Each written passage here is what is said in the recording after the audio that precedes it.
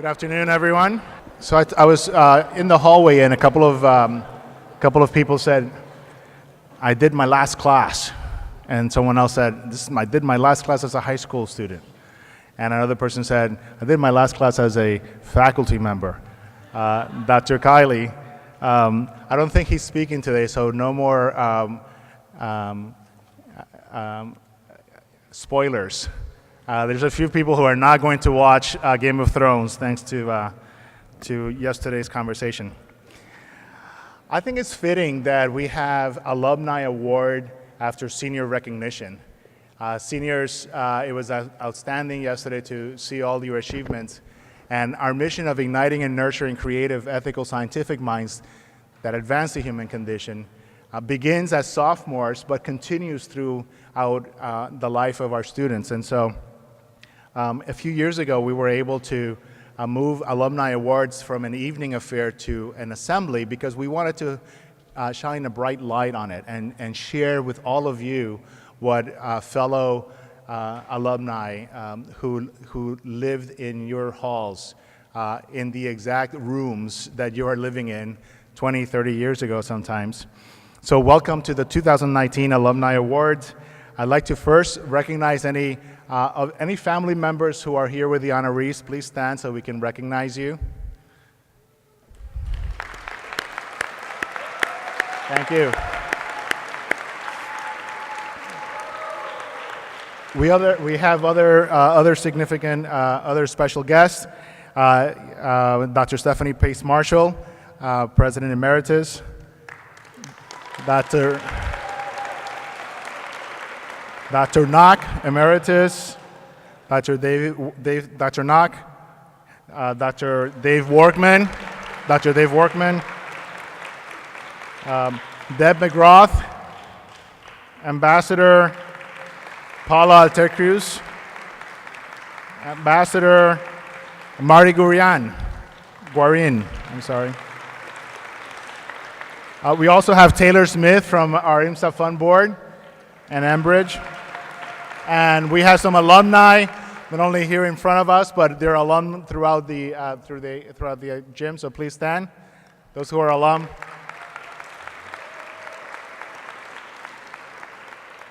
So again, welcome, and I'm going to have Dr. Hernandez introduce our first two awardees. Thank you. Good afternoon. This is an exciting time.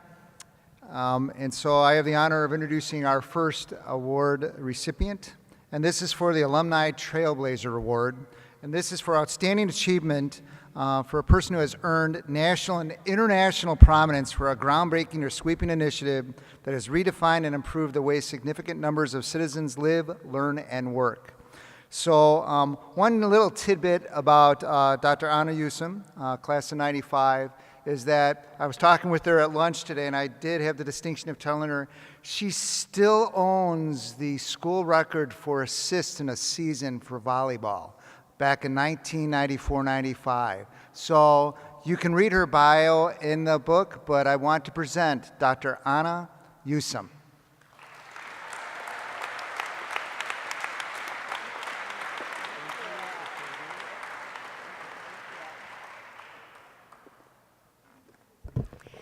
Thank you very much. It's an honor to be here accepting the Trailblazer Award at IMSA. 25 years ago, I was sitting in your very shoes. IMSA plants the seeds within us in order to be trailblazers on every level. IMSA helps us to find interconnections between often disparate disciplines. And this, unbeknownst to me at the time, would become my life's work. I'm a psychiatrist in Manhattan, but my interest in psychiatry and medicine isn't your traditional interest.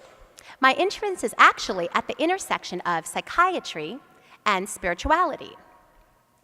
These are strange bedfellows and often very disconnected in the world. Science is always searching for that which is observable, quantifiable, measurable, that which you're able to see with your eyes and hear with your ears. It must be empirical, subject to experimentation, testable.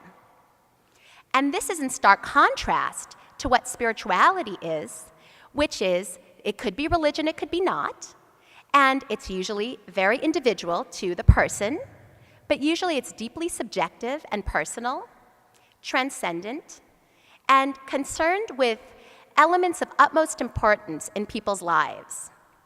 This is why the science of spirituality is such a paradox, and this is really the field that after coming from IMSA, I started to get involved with, and I'm so happy to be here sharing a little bit about that with you today.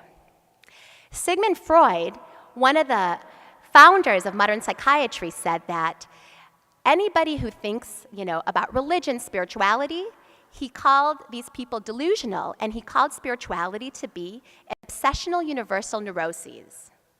In contrast, Swiss psychiatrist Carl Jung believed spirituality to actually be the central core of the human experience, and in his work as a psychiatrist, helped to reconnect people to their soul, which is what I feel I try to do with all of my patients as a psychiatrist. It was Albert Einstein who perhaps best reconciled these two contradictory viewpoints in saying that spirituality without science is blind, and science without spirituality is lame. And ultimately, coming to IMSA is what enabled me to, many years down the road, write a book together with my IMSA roommate, who's here with me today, Masu Mamaya, which is called Fulfilled: How the Science of Spirituality Enables You to Live a Happier, More Meaningful Life. My roommate is here, and I think it's such a special thing also to tell you guys that your roommates are not just your roommates. The people here, they're your friends, but they're also going to be your cherished colleagues for the rest of your life. They could take on projects with you, and their lives could in many ways be quite collinear to your own. Our lives were very collinear. When Masim and I graduated, we both went to Stanford. I know everybody just figured out where they're going to college, so congratulations. After that, Masim went to get her PhD at Harvard. I went to get my medical degree at Yale. And we went on to do a whole bunch of other things, but working together in many capacities. So the problem, though, was IMSA opens your mind so much, and there's so many amazing ideas hurled at you, and so many things that are going through your brains to expand your mind, to help you to start to be a trailblazer, to help you look outside existing paradigms in thinking, that you can't just hold all this in your mind. Masim and I ended up staying up till 3 a.m. almost every night talking about everything that was coming, and going inside our minds.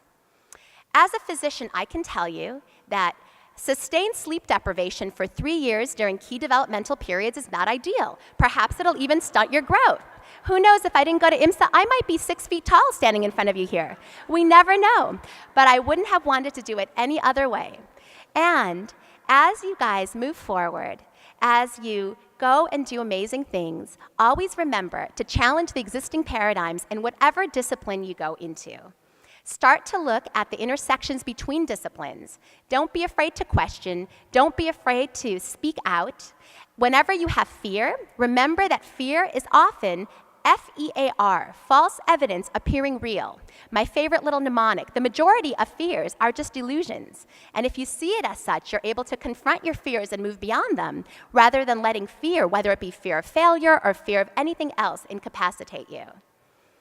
So, on that point, I want to thank you again for this award today, and I wish you guys beautiful things, cherish your friends, and go achieve greatness. Thank you very much.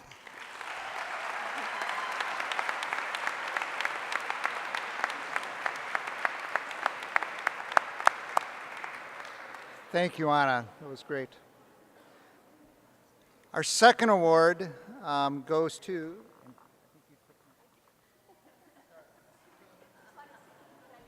I need to say the exact wording of what the next award is for: the Alumni Titan Award. And this honors an alumni who have demonstrated outstanding support and service to IMSA to advancing the institution's mission and work. And this truly embodies who this recipient goes to. I've known Lacey since she came to the Early Involvement Program back in 2003, 2004. And A day hasn't gone by when I haven't seen this young woman smile and just be the most kindest person. So, and again, you can read her biography in the brochure, but can we give an excellent IMSA welcome to Miss Lacey Thomas.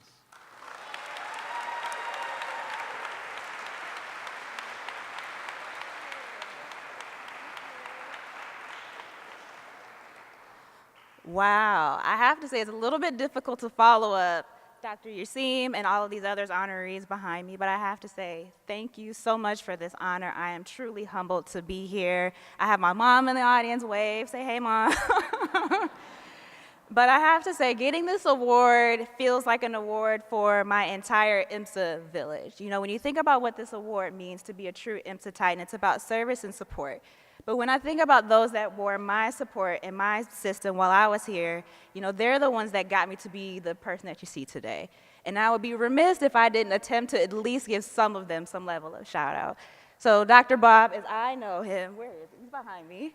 You know, and the rest of the student life team from 06 to 08, including Minerva and Keith, Brenda, Dr. Deb, and Dr. Dave, you know, the whole admissions staff that took care of me, especially Q. I know he's not here, but I have to say between Q and Adrienne Coleman, or Dr. Coleman, as you all know her now, I have to say that I wouldn't be the person that I am without them. All of the RCs, my favorite teacher in the whole world, Dr. Duvall, is sitting in front of me as well. I'm so glad to have him here too.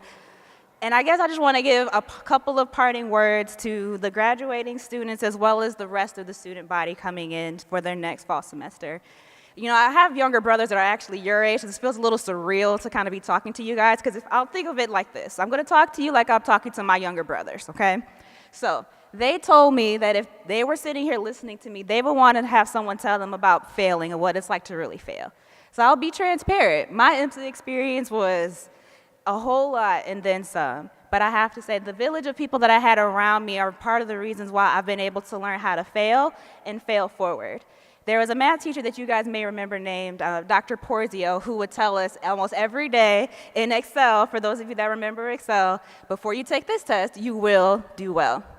You know, we all thought it was really corny to hear somebody tell us that, like, okay, we get it, you know, we're all smart, cool, we're still gonna fail this quiz anyway, but got it, you know? But just hearing someone kind of remember to pour into you and saying that you will do well, it almost became a sort of affirmation as I kind of went through my years in high school as well as in college. So if I could tell you guys anything else, is that as you guys begin to continue your IMSA careers as well as beginning your collegiate careers, know that if you fail, always remember to fail forward. And if nothing else, always know that you will do well. And if nothing else, please make sure to come back to IMSA at any point, whether it's something as simple as just saying a hey to all of your teachers, or serving on the admissions committee, which I've done a few times, or even just being an ear or a face that someone like yourself can recognize. Always make sure to reach back to those generations of students coming behind you, and remember, you will do well. Thank you.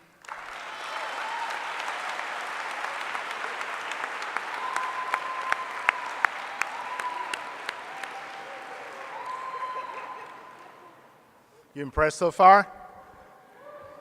So I have the pleasure of introducing two Distinguished Leader Awards. And these are honors alumni who have made distinguished achievements or leadership contributions in their professional fields of endeavor consistent with IMSA's mission. There are years that we do not give any of these awards because we don't have anyone to give it to, or no one has been nominated that meets this criteria. And this year we have two. And so our first one is Arthi Shroff, class of '98. And Arthi was here at Intercession, I think, last year. So I got to meet her. And I won't say too much because you have her biography there in front of you. But she is a career U.S. diplomat. Has something to do with math and science, doesn't it? It does. And I was reviewing the information that you have in front of you, and I was just highlighting some of the places: Shanghai, China, Washington, D.C., U.S. Embassy in Kuwait, in Taipei, Taiwan, Beijing, and so forth. Arthi is a frequently invited university guest lecturer, panelist and moderator to exchange insights with diverse audiences on topics ranging from international financial markets to international women's issue. Please welcome Arthi.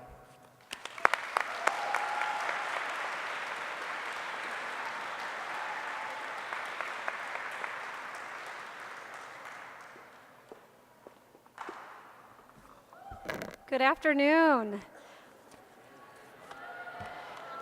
As a good diplomat, I come prepared. I've got lots of notes to share in my 7 minutes that they've given me today. So thank you so much to the IMSA community for having me here today, the Board of Trustees, Dr. Torres, honored distinguished guests, Dr. Marshall, my old professor, Dr. Nakenvet, who I'm so excited is still here. And you're going to hear about a few of my professors, my teachers, as I talk to you today. So you might have to kick me out of here, because once I get going, I can really get going. So first, I want to just say a big aloha. I'm currently in the state of Hawaii. I consider it a foreign destination, but it's not. It's part of America. And in Hawaii, we do a big aloha. So once I say aloha, please yell back, aloha. Okay, and the reason why I talk about aloha is the meaning of aloha is to come together and breathe. So here we are together, engaging with one another, in each other's space, breathing. And this is essentially the life of a diplomat. We are out there connecting with individuals. Yes, we all have our iPhones and our text messaging and all that, but where things really can go right or wrong is when we can meet in person and we can build those bridges. So before I talk to what I'm doing now, I want to go a little bit back in history. As like many of my esteemed awardees today, I have sat in this auditorium, just like you are sitting right now. And the people that I remember speaking to me were Rosa Parks. Does anyone know who Rosa Parks is? Okay. Okay. Dr. Jim Lovell, he was on Apollo 13, astronaut. So these were the people that we had, thanks to the IMSA community, inspiring us. And what I took away from them was not just what we learn here, science, math, innovation, inquiry. It was a couple of basic lessons in life: leadership, civics, and ethics. And those have stuck with me throughout my time. I've been challenged by them, as you inevitably will be challenged as you leave these halls and go on your way. Congratulations again to the seniors. So while I may not be Rosa Parks and Jim Lovell, I'm still going to occupy your time today and give you my own story and my own words of wisdom. So how did I get to pick this path of being a diplomat? It wasn't an easy one, and it wasn't one that came to me right away, but it came here to me at IMSA. How many of you know Dr. Kiley? Okay, so my junior year of IMSA, we, IMSA, were invited to join 9 other high schools around the world in Tel Aviv, Israel, to come up with a curriculum on ethics in the science and humanities. That one experience, thanks to IMSA, really changed the course of my life. Going to Israel, it was the first place I'd been outside of India, where my parents are originally from. Meeting with Israelis, Jordanians, Palestinians, Australians, people from Cyprus. Who knew Cyprus was a place? Anyone? Raise your hand. There we were, teenagers traveling throughout the Dead Sea, eating tomatoes and cucumbers, and talking about the core of what we do here at IMSA. What does the world look like when technology rules the future? Who makes those decisions, humans or the machines? You could have replaced what we were debating over 20 years ago, genetic testing, animal testing, all that with today, deep learning, AI, all the things of the future that your generation is going to grapple with and teach us of how we need to integrate that into society. So that trip really fundamentally changed my life and put me on the path of where I am today, which is public service. And that's really what I want to talk to all of you about today, that I know within all of you IMSAites, all of us geeks, let's admit it, we're a bunch of nerds, we like to nerd out. I know that within each one of you is a humanist that can use technology for good and figure out how it needs to play a role in our lives. So Dr. Torres mentioned that I had the opportunity to come back for intercession in January. Where are my IMSA yogis? Raise your hands. All right, okay. So as many of you might think, did I come back to teach a course on international relations, Chinese politics, things that I'm steeped in? No, not at all. I took a page from my classmate here, and we breathed together. We did yoga and mindfulness.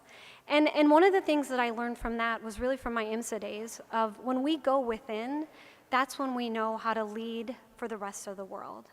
And so taking classes from, teachers of mine, Dr. Nachenvet, Jackie White in poetry, reading The Little Prince, what is essential is invisible to the eye. These are life lessons that I have carried with me and packed in my suitcases. The reason why I mentioned Dr. Kiley, other than that amazing trip that we took that changed my life, he also had to carry my suitcase. I remember as we were transiting terminals in JFK. And it was a very important lesson in life. Only pack what you can carry with you, as you really have to carry it.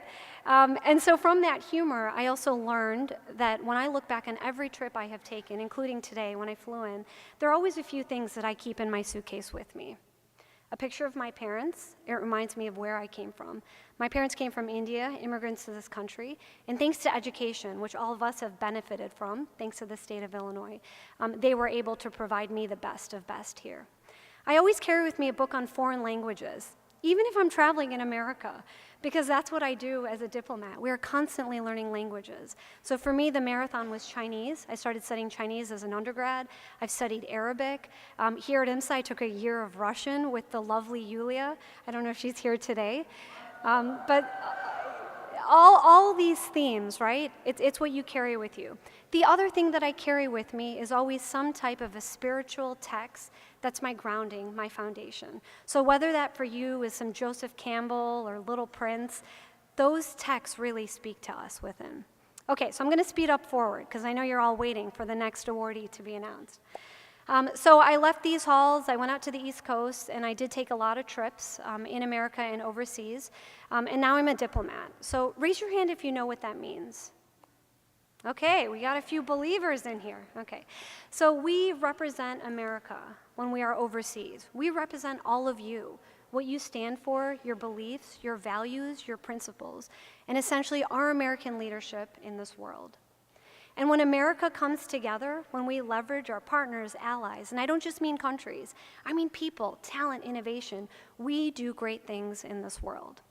So I may not be Steve Chen, I did not found YouTube and all those places that maybe you've heard of in Silicon Valley, but I am working with my other colleagues to build bridges that connect us with the outside world and essentially help Illinois, right, our economic prosperity, our talent, our innovation. So I really hope, in some parting words of advice, the first thing that I would ask you guys is go apply for a passport. How many of you have a passport? All right, woo, okay, we're doing good on that end, okay? Take a trip overseas, because again, when you go overseas, you really find ways, similarities, things to connect on, synergies, and essentially it reminds you of what we can do here in this country when we leverage the outside. The second thing I'm gonna tell you, build a community, and I think my other classmates have touched on this.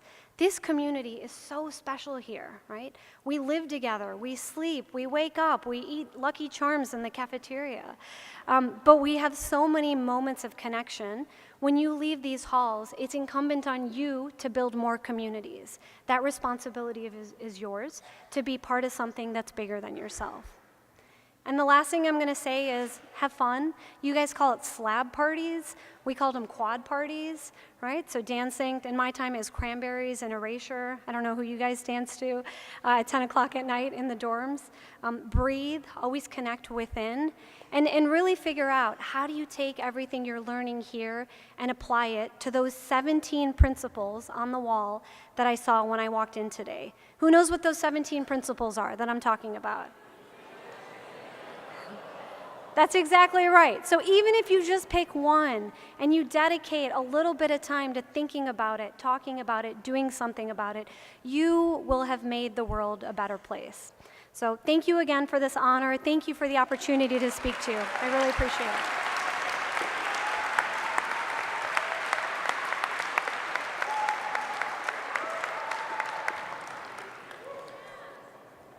It gets better. From public service to physics. Sabrina Gonzalez Pastersky, class of 2010, is also a recipient of the Distinguished Leadership Award. She earned her degree from MIT in 3 years with a perfect GPA and is now a PhD candidate in physics at Harvard Center for the Fundamental Laws of Nature. Sabrina's research on black holes and space-time has been cited by the likes of Stephen Hawking when he was alive. Amazing. And one of the first emails I received when I became president of IMSA was from Sabrina. And she sent me, and I didn't know who she was. And the only thing she said is like, if you need any help, let me know. You remember that? Sabrina doesn't know this, that I was recently speaking in Dubai, and one of the in my speech I talk about alum, and one of the alum that I speak about is Sabrina as an icon of a creative, scientific, ethical thinker. And I always mention something that she had told me, and that is that Dr. Fogel, Micah always asked her, what have you done lately? In spite of all her great achievements, the question is, what are you doing now? And so I hope that she will tell you a little bit about what she's doing now, but I just received an email about something that she's doing, and it has to do with that it's been confirmed this week that the time capsule containing Sabrina's first book did not bounce off the moon when it struck at 2,200 miles per hour due to engine failure, as first feared on April 11th, but hit at 7 degrees, barrowed, and is now in the moon. Sabrina.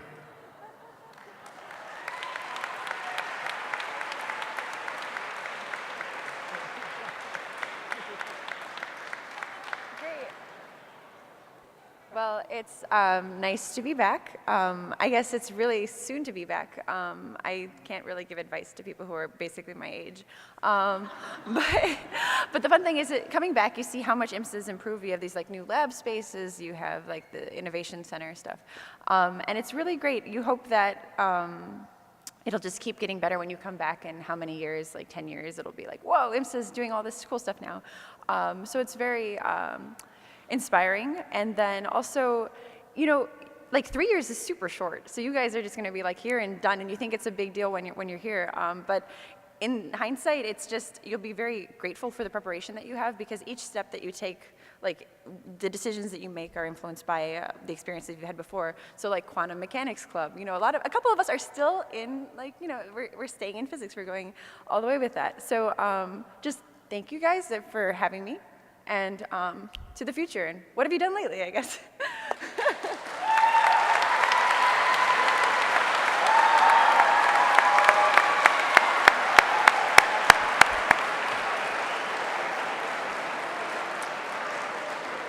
Can I ask the 4 recipients to stand, and can we give them another round of applause?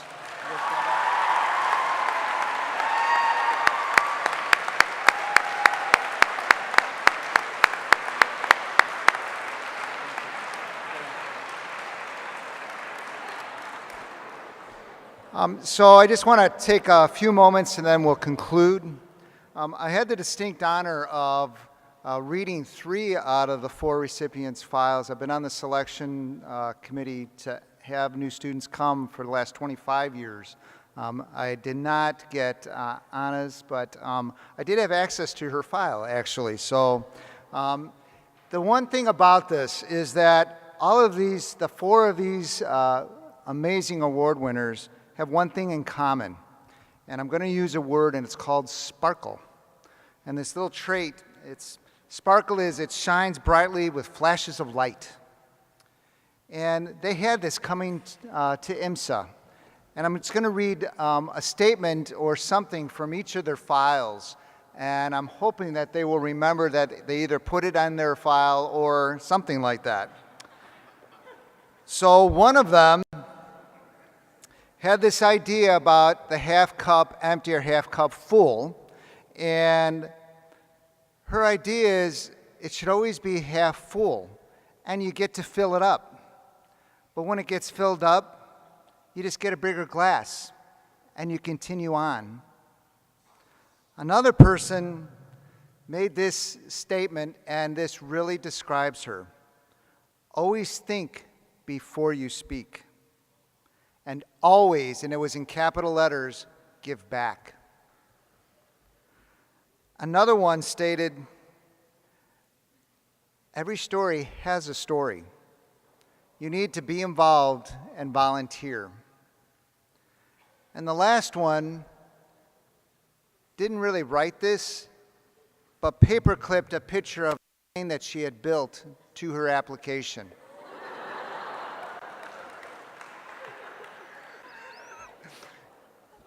That was one to remember. But each of them came in and they cultivated this sparkle while they were here. And then the cool thing was, they kept on cultivating this sparkle. And look what they have done. They are truly 4 amazing women that we have in front of us. And here's the other amazing thing about it. Each of you had that sparkle. You had that sparkle when you came in. Believe it or not. Yeah, Marty, you did too. I'm looking at you, Marty, Shirley.